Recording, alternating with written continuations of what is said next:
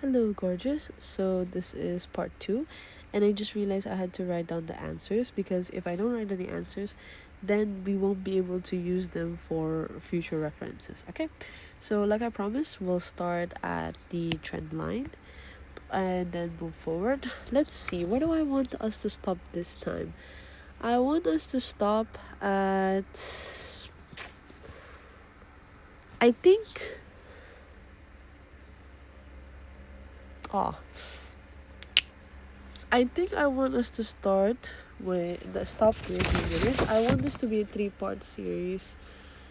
So maybe I'll stop with absolute error. Because trendline it actually takes a lot of time. So I would stop at absolute error and the next time we'll continue moving forward. Okay, absolutely. So we'll talk about the trend line. I think from here onwards everything else is much easier. Trend line, however, requires slope and intercept, and you have to find out the slope and the intercept first before you can answer the trend line, which is quite annoying.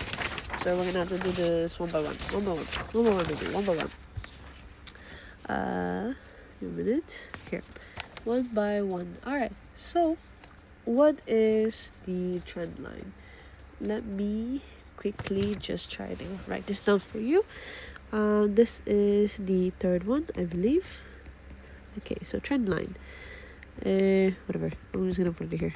Trend line, which your teacher also referred to, by the way. So trend line, it has an equation.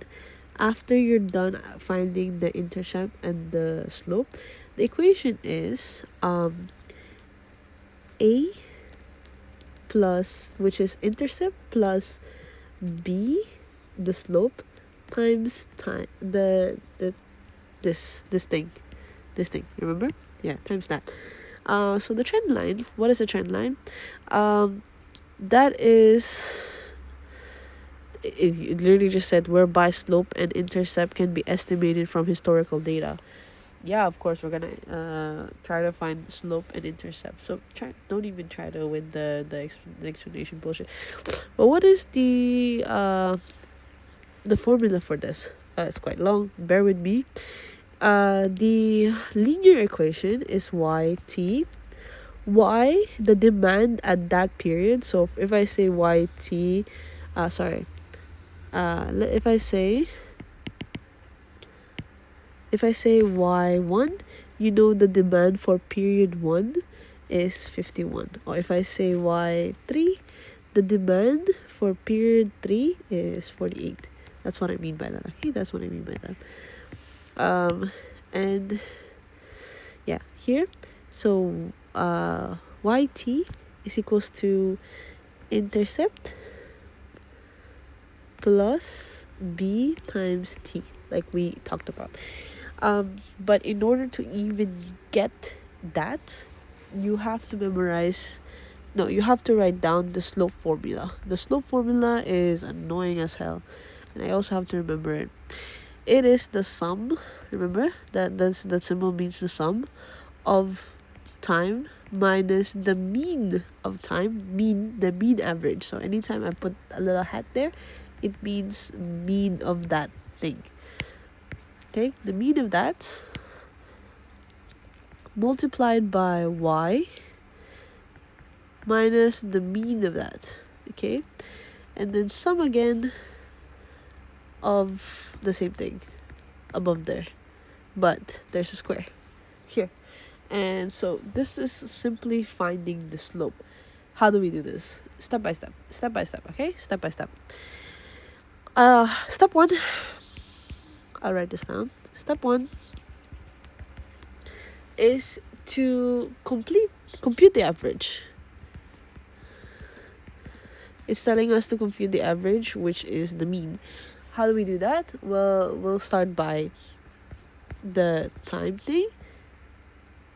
How many period is this? How many time is this? There's 7. We're using 7 at the moment. So we will have to add all of that together. So 1 plus 2 plus 3 plus 4 plus 5 plus 6 plus 7. And then how many periods are there? There's 7. So we get that, and then we compute it to be 4. And then we do the same thing for the demand, which is just so annoying. Demand is going to be like this. As you can tell, there is 7 demands, right? 7 demands.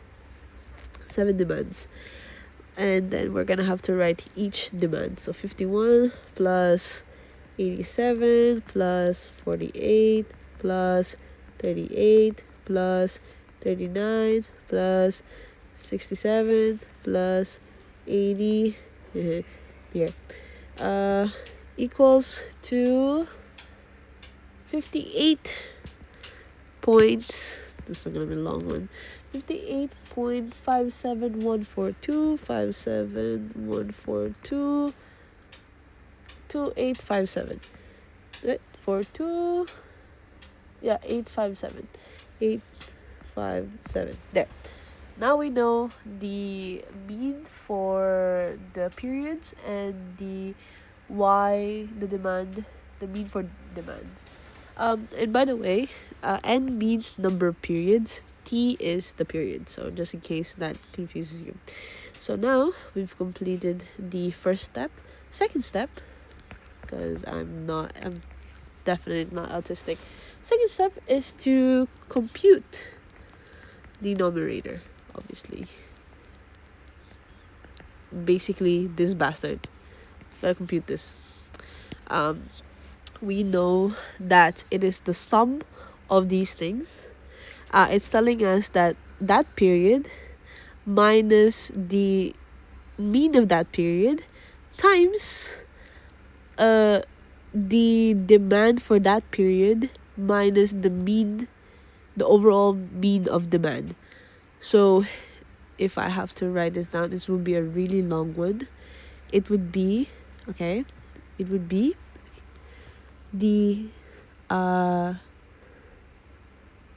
maybe I'll have to put it like this. What is the period?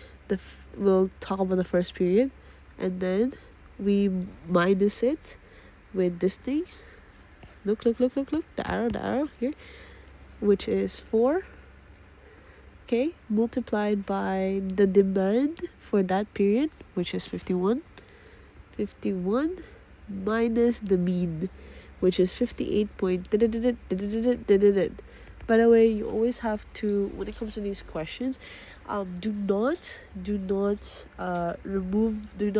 any round off anywhere here, unless like it's like you're not going to use that number anymore. Like here, we round this off.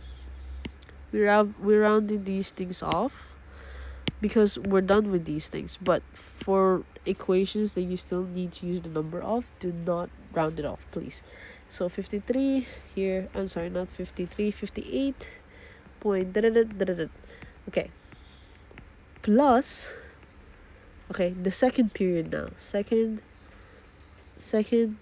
period minus 4. What is the demand for the second period? 87 minus the 58 point and then add again. You have to keep adding until you're done with all of the periods. So you're gonna have to do this until period 7, and then remember, each time you do that, you have to add it, because it's the sum of these things. You add it, right? Once you're done with that, I don't know why I put a little line underneath there. Okay, once you're done with that, you can check your answers. So I'm gonna pause a little bit, but my answer that I got is 38. Okay, and the third step is obviously to calculate, I'm not even gonna write, the denominator. Okay, the denominator, this thing, this thing, and it has the most annoying thing, because it follows the same logic as the numerator, because you have to sum all of these things again. So again, period minus the mean of the period square. So like this, okay? Like this. The first period minus the mean of it, which is again 4, and then you square, and then you add the second period, 4, yeah? Can you turn off the AC, the electric fan, please? Sure. Give me a minute. Let me pause.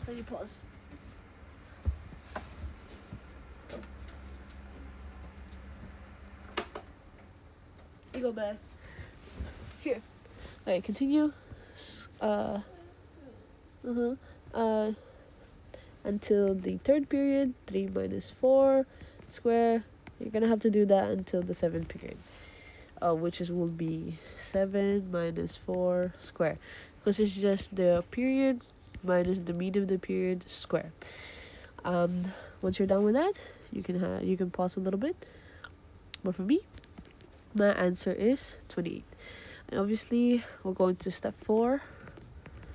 Step 4 is to divide the whole thing, which is 38 over 28. And my answer here is confusing. Give me a minute. My answer here is 1.35 714 2857, which we will still use to find the intercept. So right now we just found the slope. Now we're gonna do our best to find the intercept. Okay, so I'm gonna have to erase all of these things. Actually, I'll just erase these. I'll just erase this. Give me a minute. Erase. I'll only leave step 1 and step 4 because that's literally the only thing we need for finding intercept. Okay, intercept, we're using this formula for intercept. Okay, finding intercept, because we know that y at that period is equals to a plus b times t. We can find the intercept, sort of like the algebraic thing. One is missing, so we just find it. So we're replacing yt with y, the mean of it. We're replacing that, equals to a plus b times t. So we know that y is equals to 558 point I don't even want to do that. And then we don't know the intercept, so we're just gonna leave it at that. But we know the slope. The slope is this. This is the slope. So that will be 1.35 I also don't want to write that again, times the period. Okay, the period. So I think it's either the period or, yeah, we're gonna use the little hat again here today. Okay, we're gonna use the little hat. This is how it's presented, but this is how it's presented. I promise you, I'm not bullshitting you. Even the notes, this is how it's presented. But I believe this is the equation for finding the intercept. So yeah, we're gonna use the mean for the period, which is 4. There, 4. And now we bish bash bush, bish bash bush, bish bash bush. A is 53.14285714. I'm very tempted to stop everything here because there's so many there's so many information that you had to do. I'm very sorry, but yeah, we'll continue. I'm gonna erase everything now, and then we'll move on to period index bias. I really hated the intercept too. Don't worry about it.